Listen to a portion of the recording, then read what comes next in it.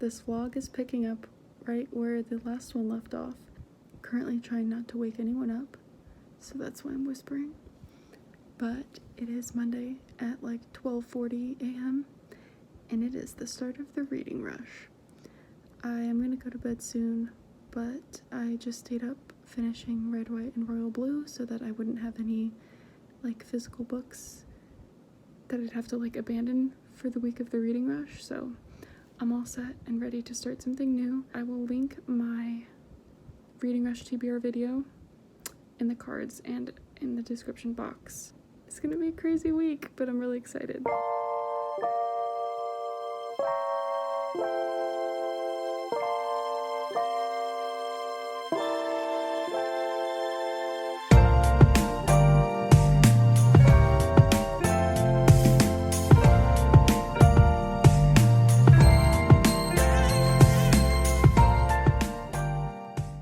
To go to bed, but I have read 34 pages of And Then There Were None, and it's really good already. 10 strangers are showing up on this island where there's like this weird house mansion thing that they all got different invitations to, so none of them like really know why they're there and none of them know each other, so it's really cool so far. I really like it. And this is such a quick read. I think I have 200 pages left, and I feel like it's going to be one of those books where I can read 100 pages in an hour.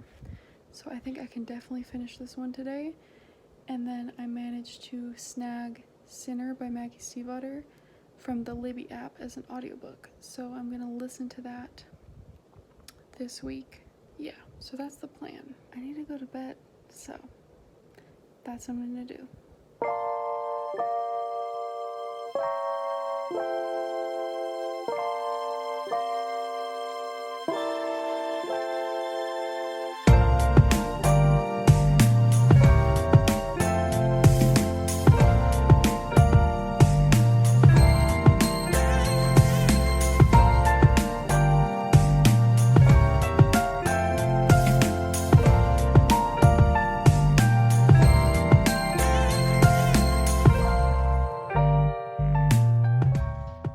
Okay, so I just finished And Then There Were None, and I just got back from the gym, so that's why I look like this. I never know, I mean, I've only read like 2 murder mystery books, and they were both by Agatha Christie, but she is like, you know, apparently my cat has to use the cat scratcher the second that I start talking.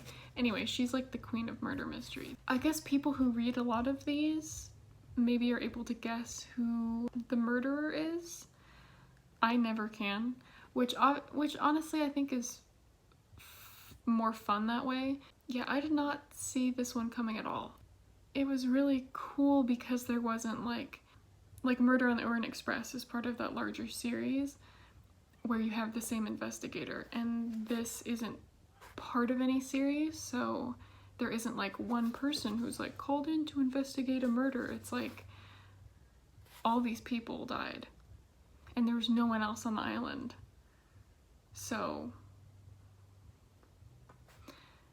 you know, it's a bunch of random different people trying to figure out which one of them is the murderer, which I really like that. So there wasn't like an official like investigation or what have you. I really liked how quickly paced this was, and I like the incorporation of the nursery rhyme. The way you find out who the murderer was is really cool. I really like that. And I don't know, I just had so much fun reading this. It was so atmospheric and spooky. It would be like a great October read, I feel like, just because they're all stuck in this weird mansion and a lot of it takes place at night. First read is done. I'm hoping to finish something else today. Sinner by Maggie Stiefvater was my book that I was going to read in the same spot, and I'm listening to that on the Libby app at the gym. So I'm gonna listen to I'm listening to it on double speed. So if I listen to an hour a day for the next few days at the gym, that's technically like 2 hours being read, and that'll work out perfectly. But yeah, it's time, 1, for me to shower, and 2, for me to pick which one I'm going to read next.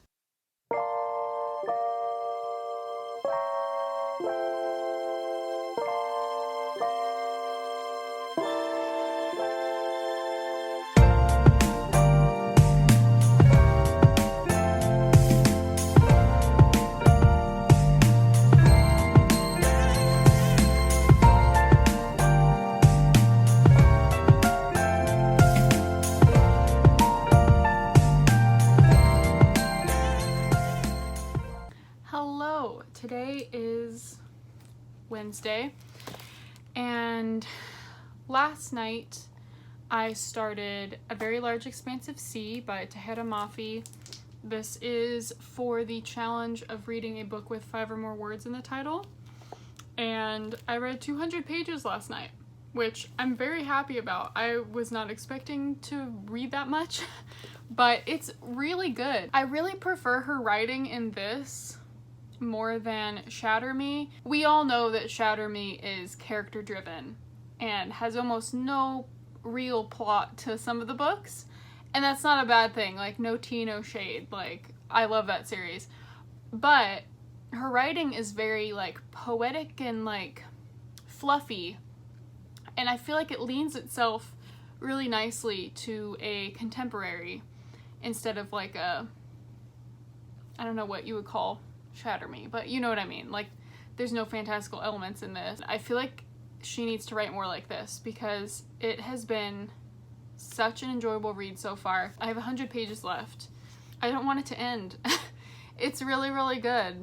It makes you more aware, you know, as a white person. It makes me more aware and reminds me of my privilege, and it's just interesting because the love interest in this is not from her culture, and so like watching him learn about her culture and things like that is very interesting to me. There's breakdancing in this, which I think I had known about before, but I forgot. But I do feel like there's a lot of aspects of this that are from Tahira Mafi's life, which is really great because I love her. And she's also a breakdancing queen. That's my update for this. I'm gonna go finish this right now, and then I'll give you my thoughts in the next clip. I wanted to say, and I don't think this is a spoiler, it's just a plot device that happens to be in this book and a lot of other contemporaries, but if you don't want to know anything, I will put my hand up and then like mute this video while my hand's up. So yeah, but I really don't think it's a spoiler. So I just want to say that I don't know if it's a trope or the plot device or whatever, of this guy likes this girl, but then like their relationship isn't going the best, and then he sees her with another guy and like storms out without even saying anything to her. And I'm like, you're saying that you don't trust her to not be cheating on you with somebody else? Like, are you that insecure about yourself and your relationship? Or do you honestly think that she would do that? And if you think that, then why are you with her? You know? And it just happens, I feel like it's such a dramatic thing that like happens in a lot of TV shows and stuff, where it's like, oh, she happens to be laughing about something with some other guy, and then at that exact moment her boyfriend or her ex-boyfriend or whatever is like standing in the doorway and he sees everything, and then she misinterprets it and then leaves, and I'm just like, oh my god. Anyway, that's just what happened, and it's just so annoying. I'm like, why does the guy have to be so dramatic? Okay, this is more of like a legit spoiler, I guess. So yeah, be warned, I'm gonna put my hand up again. So, we have 10 pages left, and all of a sudden, the love interest guy, Ocean, is, like, getting in fights. Like, he literally punched his coach in the nose and broke his nose. And, like, I get that he is mad at him, but as of right now, it seems like he read our main character's diary that was in her locker, and that's how he found out that his coach had threatened her. And I'm assuming that that's why he punched his coach. However, one, he read her diary, and that is messed up and disgusting. And two, then he resorts to violence, which is also messed up and disgusting, and I don't know why our main character would want to be with somebody who resorts to violence like that and gets expelled. So I'm kind of hating him now at the very end when I've liked him literally this entire time, so we'll see what the last 10 pages hold. Okay, I just finished the book. Cindy's sleeping and purring right here. I like that this book was not a contemporary romance. I didn't really think that it was, but I knew there was romance in it, but the romance, honestly, like, wasn't that important to the story. It could have been a friendship. There's a lot of different things that could, like, the romance was useful in that it helped our main character come to some realizations, but I think she could have done that with a friend as well. So it just happened to be, like, a guy that she was romantically interested in, but that really wasn't the focus of the story, which I really loved. I'm not a big romance fan. I need to think for a little bit and ponder my opinion on, like, what I should rate this as. Which, again, isn't very, like, I know ratings are incredibly subjective. And some people put, like, a lot of weight and value on their ratings, and mine aren't really that deep.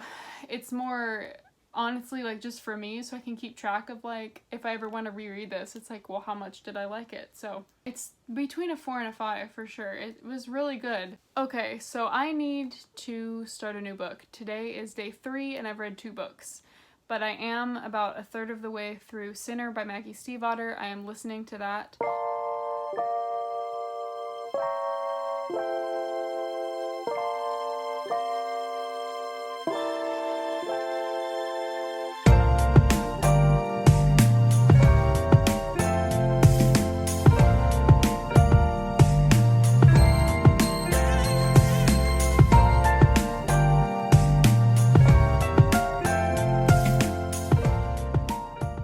I am on page 62, so I'm basically halfway through Animal Farm. It's okay so far, like, it's fine. I feel like, because I know it has, like, a larger, it's like a social commentary, so I feel like once it's over, I'll have, like, a better sense of, like, why the story is the way that it is and everything, if that makes sense. So as of right now, like, I feel like I don't have that much to say about it because I don't know what its, like, what its purpose is and what it's trying to get at. It's fine. I feel like tonight would be a perfect time to just have a relaxing, like, quick read with a graphic novel. So I'm not sure which one. I have Paper Girls Volume 2 and The Walking Dead Volume 1.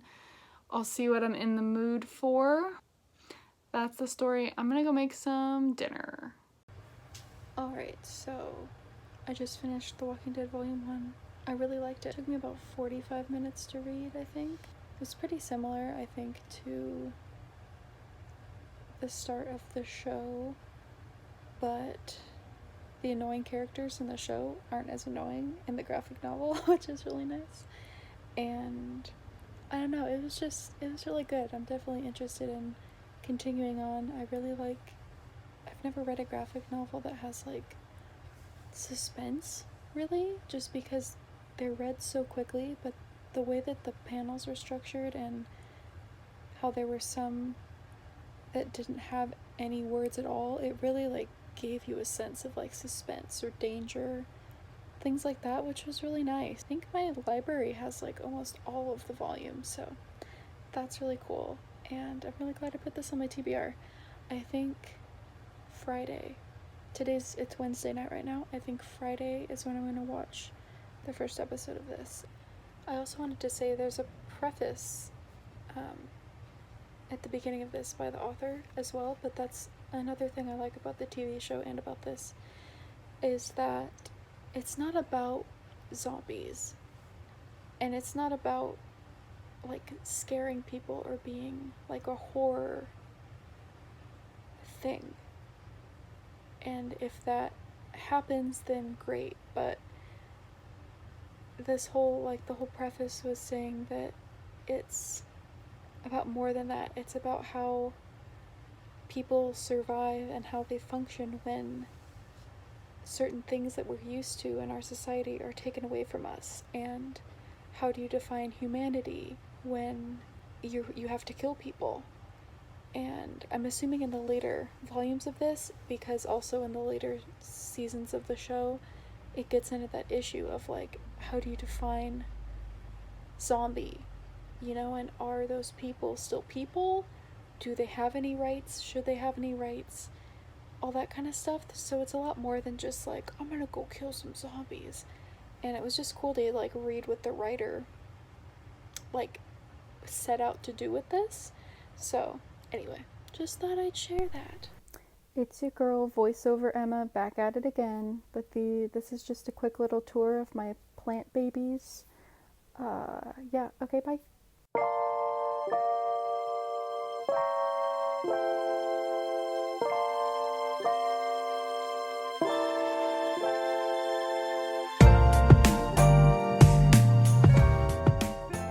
As you saw from the earlier clip, I did start reading Harry Potter and the Sorcerer's Stone, the illustrated edition, today.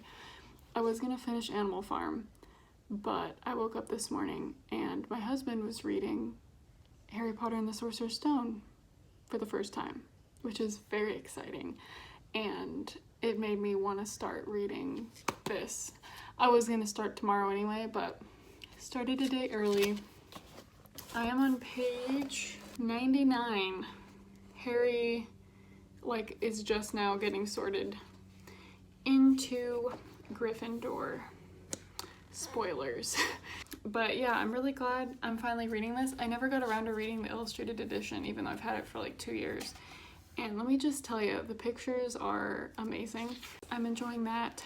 I listened to a little bit more of Sinner today, and that's about it. Still feeling very good about my progress for this readathon so far. I definitely feel like on track with it and not behind, which was the goal, is not to like stress out and feel behind and everything. So it's been a lot of fun so far. I have felt like exhausted and just kind of like tired, but in like an I'm getting sick kind of way. I've had a headache all day. My brain just feels like mush. So I'm gonna go to bed. It's only 8 p.m., but I'm gonna go to bed. I really hope I'm not getting sick. So that's the tea.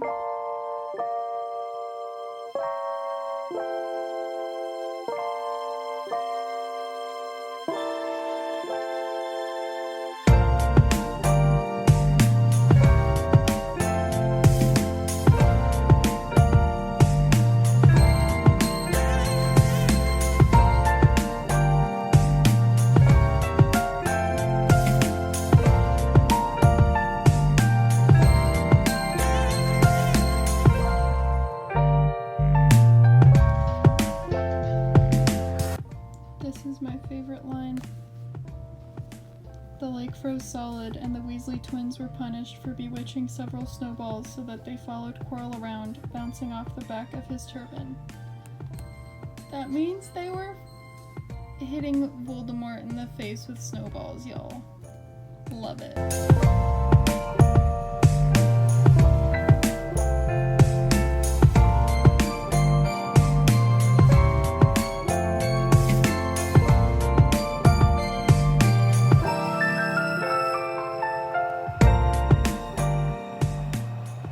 So today is Monday. So the reading rush is over. I finished all my books in 6 days. I finished Animal Farm. I gave it 3 stars. It was okay. I get what it was trying to say, but it just wasn't that like compelling to me, but I did.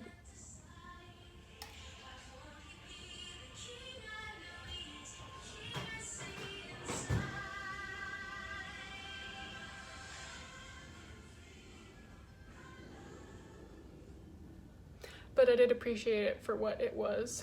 And finished the illustrated Harry Potter. Amazing. 5 stars, obviously. And I really want to read the second illustrated one now, so I think I'm gonna read that in August, and then the third one in September, and then the fourth one comes out in October, so it's kind of like it was meant to be. But yeah, today's a little bit busy, haven't had time to. I was gonna like show you all my books and do a kind of wrap-up thing, but my July wrap-up is gonna be up really soon, so you'll see it there. But yeah, I completed all 7 challenges. This was so fun. I'm very excited to participate in it next year. And yeah, if you guys participated, let me know how you did, and I'll see you in my next reading vlog.